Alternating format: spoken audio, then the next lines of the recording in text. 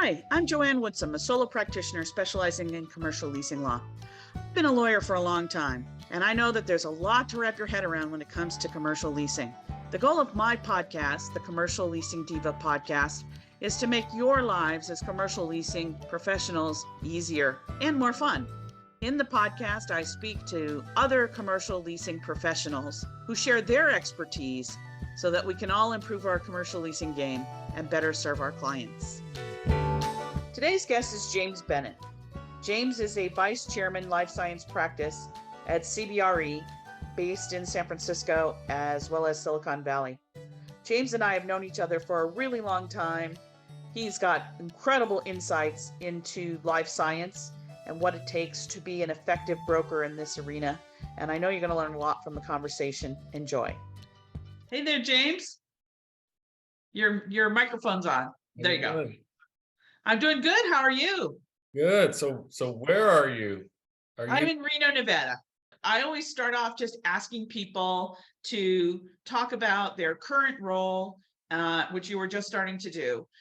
So can you tell us about your typical client that you represent and the specific sector, which for you, of course, is life science, that you work in? Sure. So my entire focus is on the life science industry, has been for 20 years. And for people who don't know, how do you define life science? So life science is somewhat of a broad definition, but it includes biotech, it includes pharmaceutical companies, it includes medical device, diagnostics. So when we talk about, obviously recent subject, groups that are doing COVID tests, they're in the diagnostic realm. So it's a pretty broad-based industry. And think of scientists in lab coats in labs. Yes, but it also includes, as of late, we've seen quite a surge, particularly in the East Bay and in the San Francisco Bay Area, with what we now call food tech. And these are, again, scientists in lab coats doing interesting research on alternatives to things like dairy and meat. So artificial meat and that sort of thing. We've all gotten familiar with like Impossible Foods, who are one of the early poster children for that. But I hadn't really thought of them as being life science, but it is bioscience. It really is. So and their space needs are actually quite similar to what we see in traditional biotech. Okay, interesting. And do you tend to represent mostly tenants or mostly landlords, or a combination of both? I represent a combination of both. So everything from on the tenant side, I like to say everything from the early startups, the two guys, a dog, and an idea, to big pharma and big bio, up to Amgen and Bristol Myers Squibb have been two of my more significant large clients over the years. But I really enjoy the early stage companies and working with them to through their trials and tribulations of growth, sometimes some decline before they really hit it, and seeing some of my early stage clients go public and now become, that's exciting. 200, 300 employee companies. Yeah, it's exciting. Yeah. Well, one of the things I think is interesting about life science is that it requires some specialty knowledge. If you're doing office leasing, all respect to my high-tech clients who might have sort of interesting space desires, it's a vanilla box. And if you're doing retail, it's often a vanilla box. And, there's fancy finishes and whatever. But the space itself, it's not hard for the layperson to understand what the needs of the client are.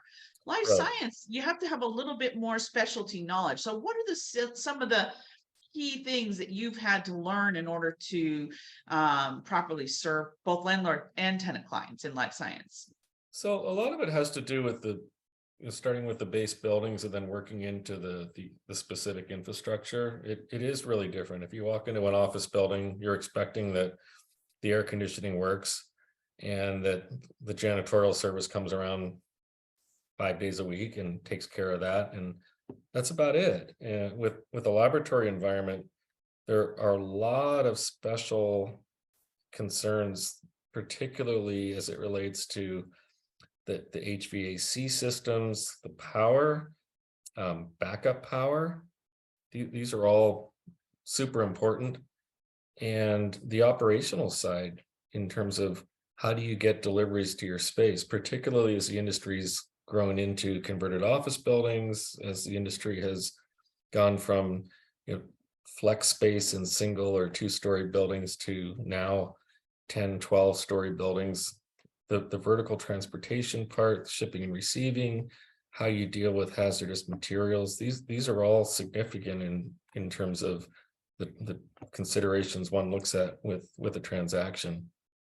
Who's responsible for the maintenance of some of these systems, particularly as you get into, again, conversions, or as you get into second, third, fourth generation space. What are you really getting? What is your exposure to capital expenses, which can be significant in this industry? If you have to replace a backup generator, if you have to replace all of your air systems, these are, again, significant hits on a capital expenditure side that on a triple net lease get passed through to the tenant. Right. So on the landlord side, the landlord who might be entering into this sector has to have some understanding of modifications that may need to be made to their building in order to accommodate a life science type tenant. Right. Which can be, these systems are very sophisticated, these HVAC. I mean, in COVID, we've become much more attuned to this idea that there's like these ultrafiltration systems, but life science, even before COVID, there are obviously filtration levels that are necessary for some life science that would not be in your standard office build out. Right. I mean, this is all in the laboratory. It's all what we call a one pass air. So it's not, there's no recirculated air. We look at cubic feet per minute, depending on the science, how much air is coming in, how many air changes per hour there are. And in addition, one of the significant issues is in an office building, typically there's normal business hours of 8 to 5 or 8 to 6 p.m. Afterwards, the system shuts down. And if people are working late, okay, they're working late. But you can turn the system back on, but you pay a premium for it. You pay a premium. You pay after hours charges for that. In a lab environment, you're running 24/7, Right. particularly on cooling. When you have, so you'll have a freezer farm of -80 freezers that generate a huge amount of heat loads. Those systems have to be running 24/7. You have animal facilities, so you're in some very sensitive experiments with mice or rats, and those systems cannot shut down. They need to be running 24/7. It's a very carefully controlled environment for calibrating the studies that are going on. So that consistent environment is critical to the experiments, and obviously then to the companies that are running them. So, and this is, you referenced before, the backup power. So again, a specialty item that you have to understand a lot about is backup generators, whether a landlord is providing it, whether the tenant is installing it, who's maintaining it, who makes sure that it has to be tested periodically to make sure it's always functional, and so that it will be functioning if there's the power grid goes down. right. And so this leads me to, what I'm really talking about a lot in this series of interviews is the letter of intent stage, and what we have to make sure we include in the letter of intent. So for life science, obviously the condition of the premises when it's delivered, what the landlord is going to do to improve the space for this tenant's specific life science need, and then what the tenant is going to be permitted to do. So the tenant may handle certain hazardous materials, and they have to be disposed of in a certain way or stored before they're disposed. And so do you see at the letter of intent stage where a lot of this, it seems very granular.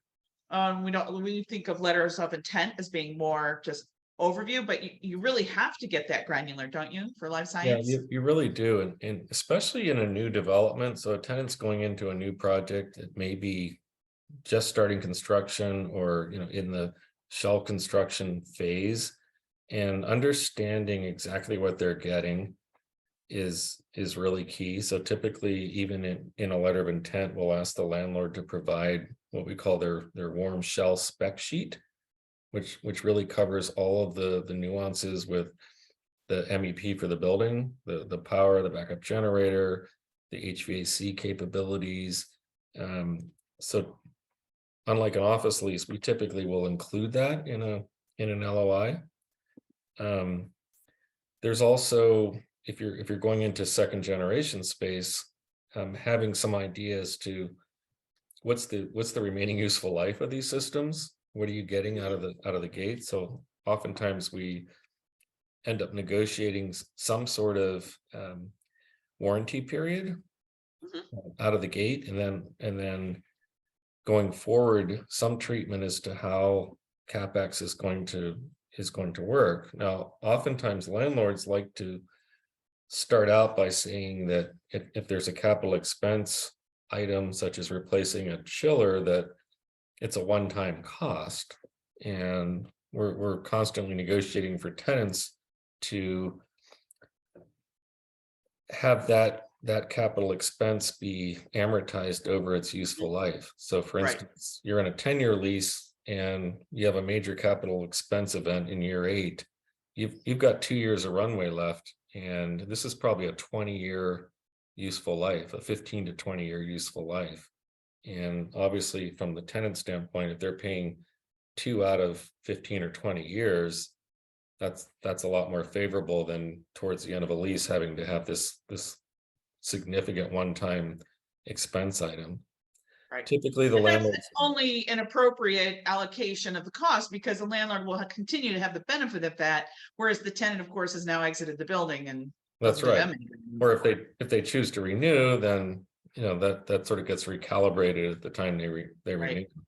So that's one of the big items that we really look to negotiate in the LOI. The other one we run across very frequently, especially in California and in particular the Bay Area, is on earthquake insurance and in deductibles, because obviously a seismic event will trigger a pretty significant deductible, and oftentimes 5% of value often is my understanding. 5% of the value of the building. So if the building is $10 million, then the deductible is 5% of $10 million if it's a total calamitous event, right? But from a tenant standpoint, it's similar to capital expenditures in that landlords often take the position right out of the gate that it's a one-time cost to the tenant, right? And what we typically end up doing is negotiating some amortized treatment to that cost, or there's some kind of cap that we negotiate, right? And that's often identified. I look to identify that in an LOI to right. sort of I think it's an uphill battle if any material financial term isn't in the letter of intent. That's right. That's exactly right. So, and again, someone might go, gosh, that's awfully granular. You're talking about an earthquake event, a deductible that's like a line item in the exclusions from the common area expenses. Really? And it's like, well, but it's a material economic benefit to the parties to have that clarified. And so you want it done ahead of time, because after that, your leverage is different once the letter of intent is finalized. Exactly. So I think, having done office leases back in the day, that yes, the level of detail is significantly higher in life science leases. Right. So what I see often also in life science leases is that the tenant improvement allowance can be very large, because the tenant has a very intense build out needs for their labs. Mm-hmm. Do you typically see that?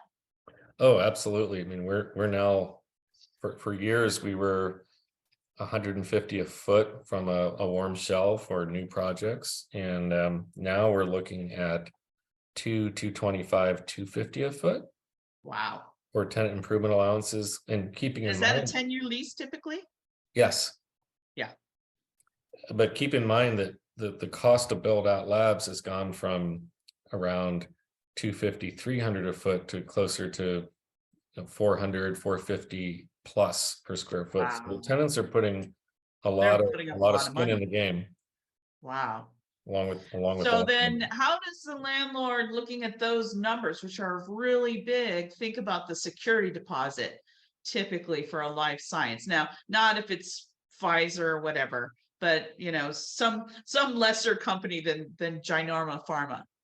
Well, where it gets interesting is we've got a subset now with some developers who are familiar with the early stage companies. They're willing to take a reasonable amount of risk on an individual company, knowing that their build out, which is typically a spec lab build, will not only service the needs of the particular company they're negotiating with, but has considerable upstream value, that it's very usable downstream. So even for what we're seeing now at early stage, we'll call it Series A, Series B funded companies, there are some developers who are quite comfortable fully building out space at $300 to $400 a square foot, and having a company come in to take a space for 5, 6, 7, 8 years.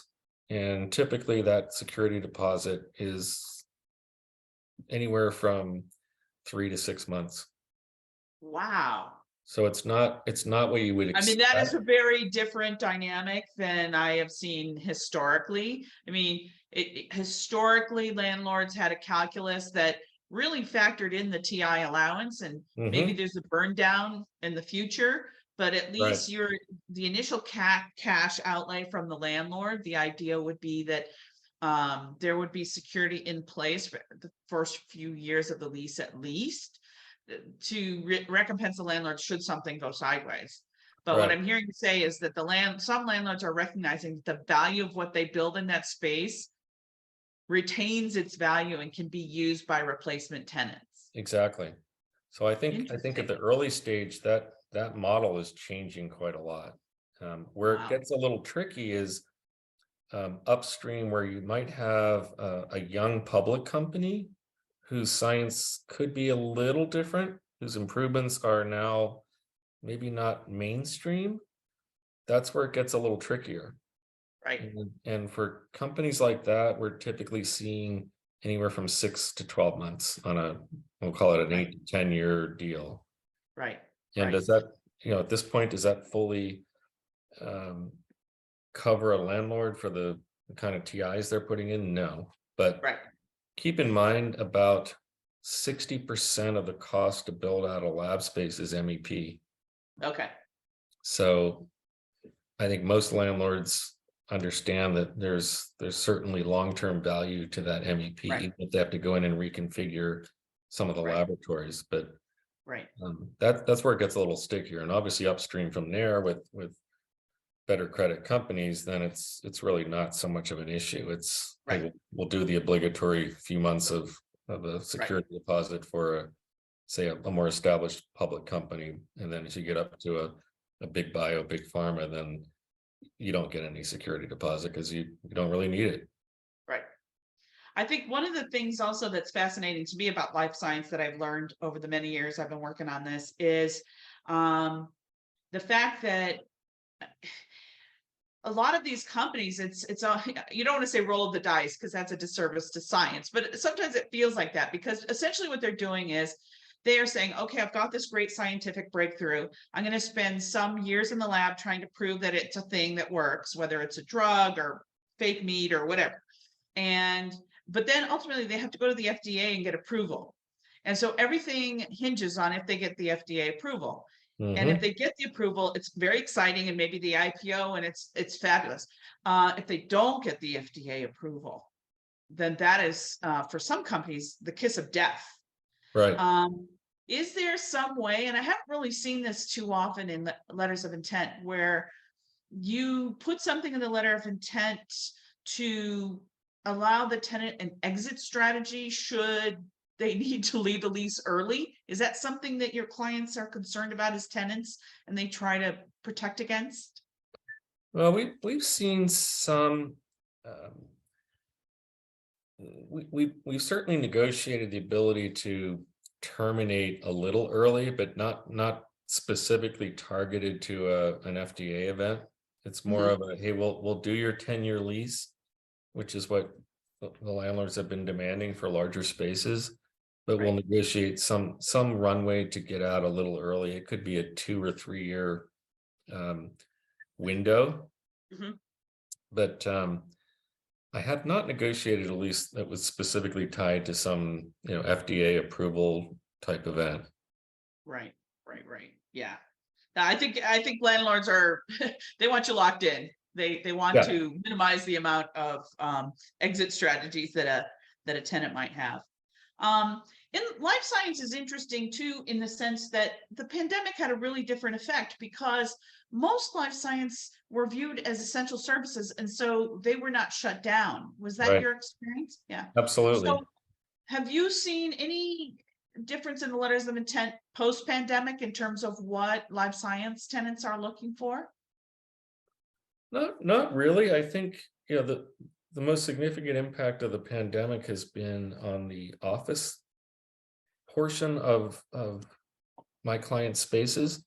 Right. Pre-pandemic, we were typically, it varies by company, but we would typically see 60% office, 40% lab, and the office would include, depending on the how advanced the company was, your general office functions, executives, finance, accounting, legal, the typical functions you'd find in any company. Um, Slightly more advanced companies would have clinical regulatory people. With the pandemic, and clearly a lot of these people were able to work remotely, Mhm. and we're seeing a shift from that 60 office, 40 lab to the reverse. Smaller Uh-huh. footprints, but now 60% lab, 40% office, which is Right. kind of changed the dynamics a little bit. Um, Right. Obviously, it doesn't cost as much to build out an office as it does the that's lab right. space. That's right. So I think a lot of my clients, the lab functions have stayed the same. They've had to create some protocols, certainly in the depths of the pandemic around, how people use common area functions in the lab, like glass wash and autoclave, and um, but the real impact has been on the office side. Hmm. Hmm. Interesting. Interesting. So life science is also really different from a lot of other sectors right now in the sense that my understanding is space is still at a premium. That there's a lot of demand, not as much supply, as opposed to like San Francisco office right now, which, as we know, would be the diametric opposite of that. Yes. What effect does that have when you're negotiating letters of intent? That in life science, at least, we're still seeing relatively high rents. Obviously, these very large TI allowances, as you've mentioned, and there's maybe another. The landlords are always like, "I've got tenants lined up down the street." Well, in this case, maybe they do have a couple tenants in the wings. So how does that affect when you're negotiating letters of intent? Well, I mean, it's been very competitive, and space has been at a premium, particularly space that is the best fit for growing companies. Now we're starting to see a little bit more normalization. The pace that we went through last year has certainly tapered off, Mhm. but vacancies are still, you know, single digits. Typically, depending on the submarket, we're seeing anywhere from 2, 3, 5, 6, 7% vacancy, which compares This to is a office, very which tiny now is number. 30%. Right. Um, so landlords are still in a pretty good position. I think you see competition, particularly for the companies that landlords really want to get into their portfolio, the ones that show the most promise for growth in Mhm. terms of early stage, and obviously for the larger ones. Um, there's some pretty good competition, so you can certainly work the landlords and create some leverage, but it's still a tight market. There's not a lot of negotiation in terms of, there's not a lot of bandwidth for negotiation in terms of rents and other concessions. Where it can get interesting is really more in the nuances. Mhm. And the market has clearly established where it is at in terms of rental rates and Right. TIs.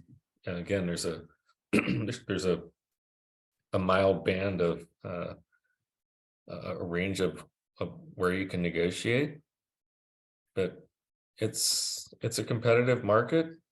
but it's also a very tight market. Right, right. So along those lines, what I see sometimes when clients are in this position is they want to rush through the letter of intent stage and just get to the lease. And I always, try and say, let's make sure we're all in agreement on the terms of the letter of intent, because people are like, oh, I know it says that in the letter of intent, but let's just get to the lease. What are some of the mistakes that you see at the letter of intent stage with life science clients that you try to sort of steer them away from? Well, so some of the mistakes, if it's a development project, it has to do with holding the landlord to certain times. Mhm. Clearly there's a date at which tenants want to get into the space. It's either because of the need to start a scientific program, or it's because they've got a lease expiring, and how are they going to handle the tail end of an existing lease. Right. I think people overlook the dates, and let's face it, in today's world with supply chain disruptions, construction costs, labor issues, I don't know a single project that is actually delivered on time Right. in the last couple of years. So it's really important that there's a clear understanding as to where a developer is with their ground up development, or even if it's a second generation space that's going through a significant TI, to be really clear as to the reality of the time frame firstly, and then secondly the what ifs if the landlord doesn't deliver. So that often gets overlooked. I think some of the issues we talked about earlier, things like operational issues, touching on capital expenditures, touching on uninsured casualty. I think a lot of times those get overlooked and shouldn't, because as you know, it's one thing to be in the middle of a lease negotiation and say, oh, that wasn't in the LOI, so let's just, we'll wing it. But there's nothing better than to be in a negotiation and go back and say, well, wait a second, let's go to the LOI section 22, where we talked Right. about uninsured casualty. You, Mr. Landlord, said that it would be amortized over the Right. useful life of the repairs or restoration costs. That's what we're going with. Yeah. I mean, I think you raise an interesting point about the letter of intent, which is that my clients always are sort of obsessive about, well, it's non-binding, right? So it doesn't matter.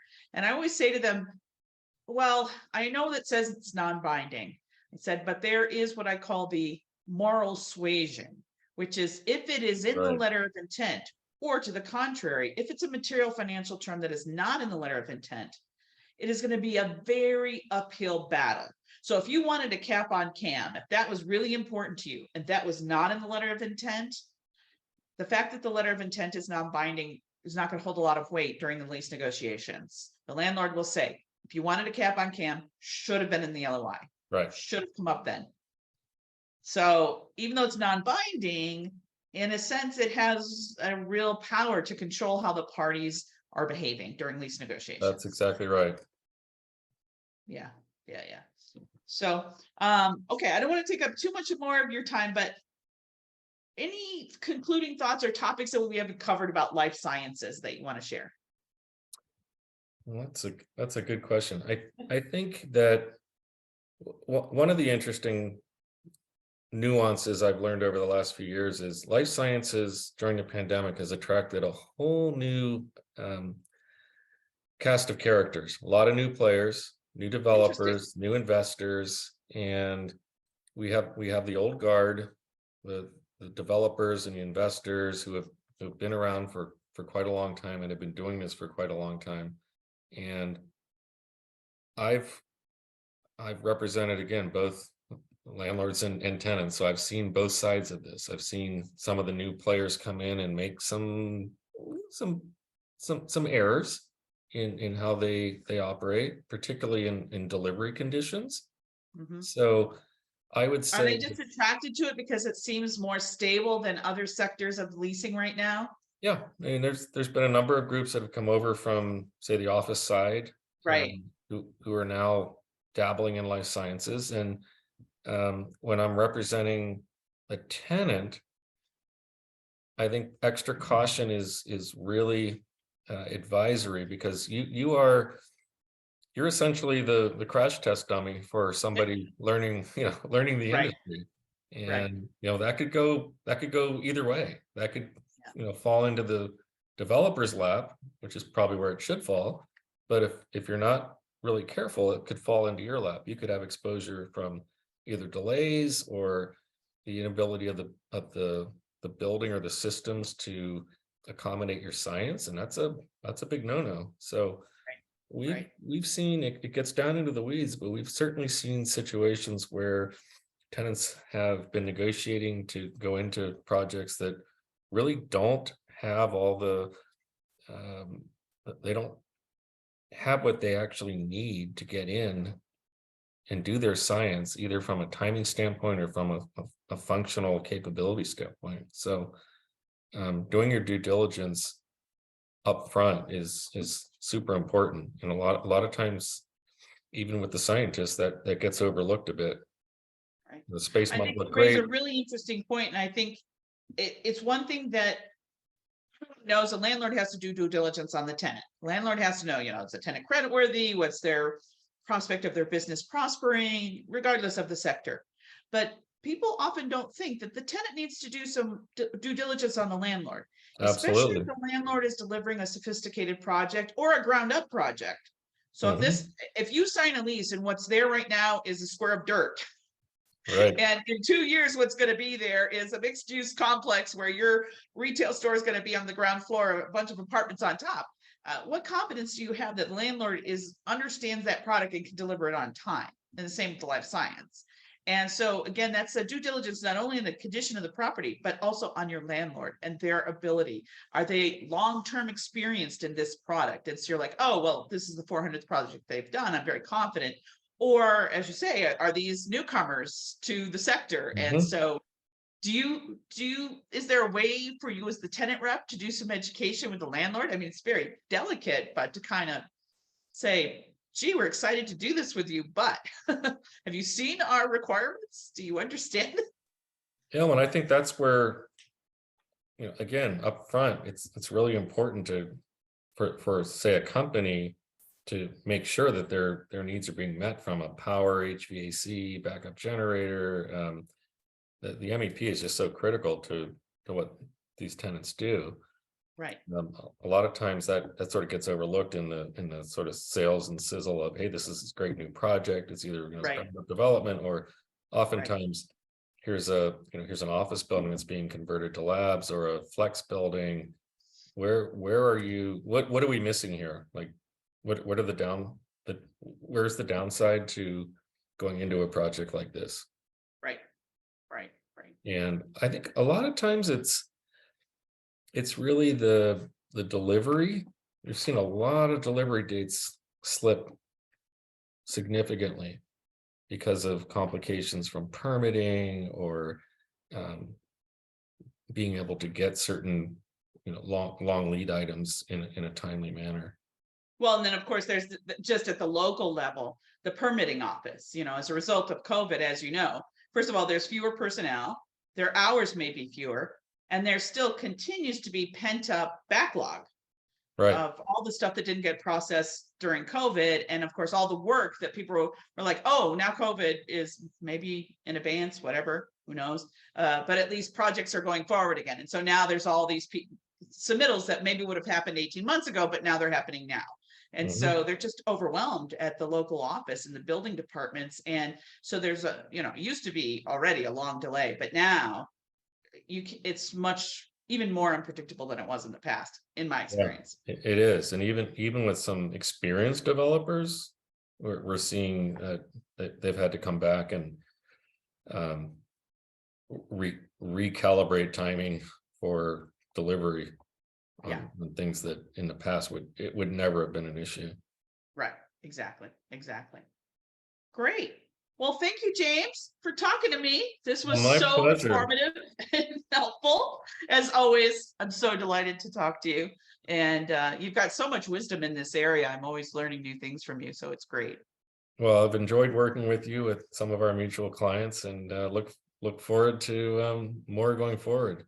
Absolutely. Absolutely. Congratulations again on CBRE. Thanks for the call and the opportunity to participate. I'm sure we'll be talking again soon. I'm sure we will. I'm Joanne Woodsum. Thanks for listening to the Commercial Leasing Diva podcast. If you enjoyed this episode and you'd like to help support the podcast, please share it with others, post about it on social media, rate and review us, like and subscribe. You know the drill. The podcast is produced by Sandy Viteri and edited by Matthew Salanoa. Thank you so much again, and we'll see you next time.